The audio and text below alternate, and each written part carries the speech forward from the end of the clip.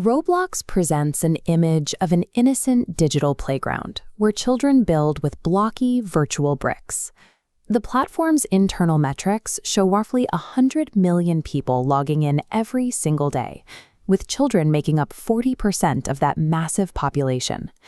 Unlike solo building games, the Roblox architecture prioritizes social interaction through text and voice chat panels embedded in every experience.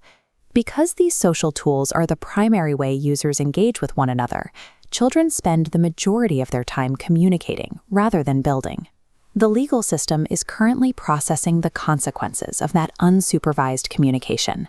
As of July, roughly 170 lawsuits have been consolidated into a single federal case, resulting in over $35 million in settlements across Alabama and West Virginia. A coalition of state attorneys general from Texas, Louisiana, Florida, and 4 other states have now filed suits against the company to address child exploitation. These legal filings describe a sprawling, unvetted social network, essentially a massive chat room disguised as a digital playground. Any user can publish an experience on the platform, creating millions of digital rooms that receive zero human vetting before a child enters them. These unvetted spaces offer multiple communication vectors, including text chat, voice channels, and private servers where users can interact away from public view. The platform's currency, Robux, provides an immediate point of leverage. Children value these credits highly for character upgrades, making them a common tool for manipulation. Court documents outline a specific behavioral pattern where an adult presents as a supportive peer. They spend weeks mirroring a child's interests and sense of humor to establish a genuine emotional bond. This bond is often cemented through unprompted generosity. The adult buys the child game passes or character skins, using gifts to secure the child's loyalty over a period of several weeks. These digital gifts function as a calculated grooming mechanism designed to ensure the child will defend the adult if questioned. In response to these risks, Roblox recently introduced mandatory safety measures, including facial age estimation technology, to restrict chat access for younger users. While this technology can estimate how old a face looks, it cannot detect a user's intent. It offers no protection once a conversation moves to a different application.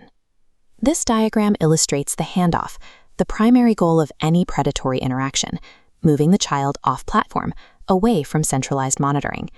Migrating to apps like Discord allows for encrypted, disappearing messages, eliminating any chance of oversight from moderators or parents. The on-platform interaction is merely a setup. The actual harm occurs during the off-platform exit. Standard supervision often focuses on the content of the games, but the mechanics of the gameplay are rarely the source of danger. The friends list represents the true surface area of risk, as it controls who can access a child's private communication channels. Securing an account requires setting a parental PIN. This prevents a child from silently reverting chat restrictions or privacy settings on their own. A manual audit of the friends list is the most effective defense. Parents should ask 3 questions about every contact. Who is this? Where did you meet? And most importantly, have you ever talked to them anywhere other than Roblox? To remove the economic leverage of a predator, maintain a strict household rule. Nobody online is allowed to buy you anything. A simple diagnostic question can often reveal an ongoing grooming attempt.